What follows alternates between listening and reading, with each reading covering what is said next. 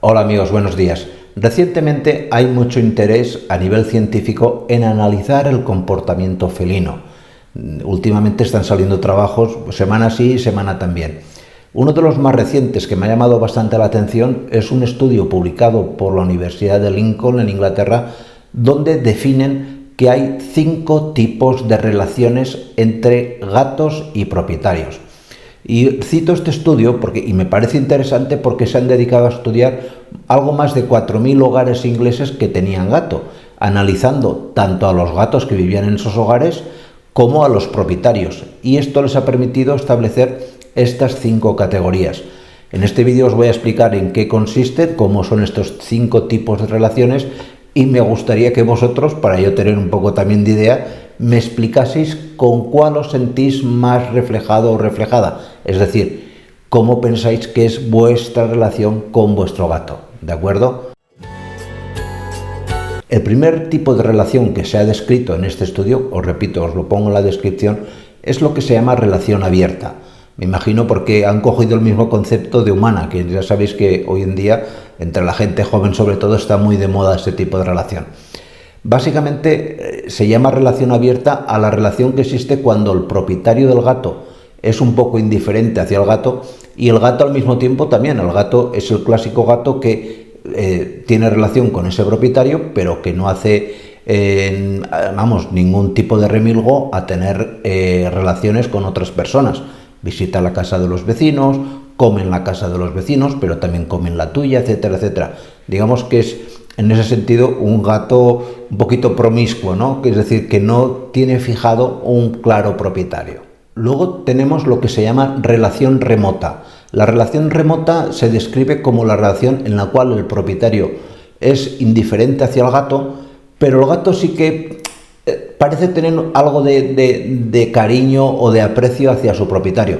Le tiene mucho respeto también, no es un gato 100% abierto, pero que parece que de forma, aunque sea, como el nombre indica, remota, sí que lo considera algo más cercano que no otro tipo de personas. De hecho, va a comer a la casa, come en el plato y demás, pero no es el clásico gato que, por ejemplo, entra habitualmente en casa, tiene confianza con el dueño, se deja acariciar, etcétera, etcétera. No va a ser así. Luego tenemos lo que se llama relación casual. La relación casual es la relación que se da como cuando, por ejemplo, un propietario no tiene gato, pero casualmente, pues durante una temporada te viene el gato de otro vecino y parece que se establece cierto grado de relación.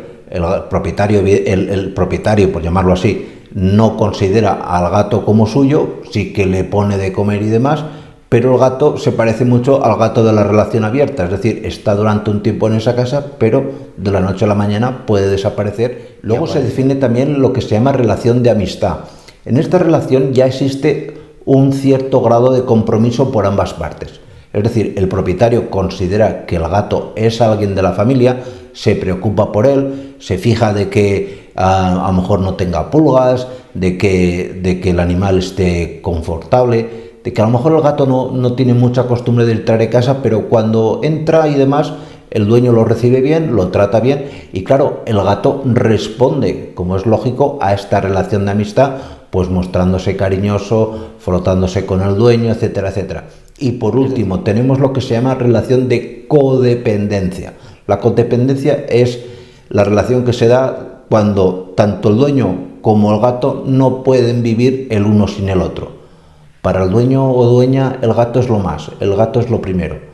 Yo he visto casos en esta vida de propietarios de gato de cambiarles 7 veces de alimento en una semana porque veían que el gato a lo mejor les parecía que no les gustaba la comida última que le habían puesto. Eso ya es un poco excesivo, ¿de acuerdo? Que son aquellos que continuamente a ver qué le pasa al gato y demás. Quizás es un poco hasta en exceso. Y con el gato pasa igual. Son gatos que suelen tener lo que denominamos hiperapego. Son gatos que no te los puedes quitar de encima.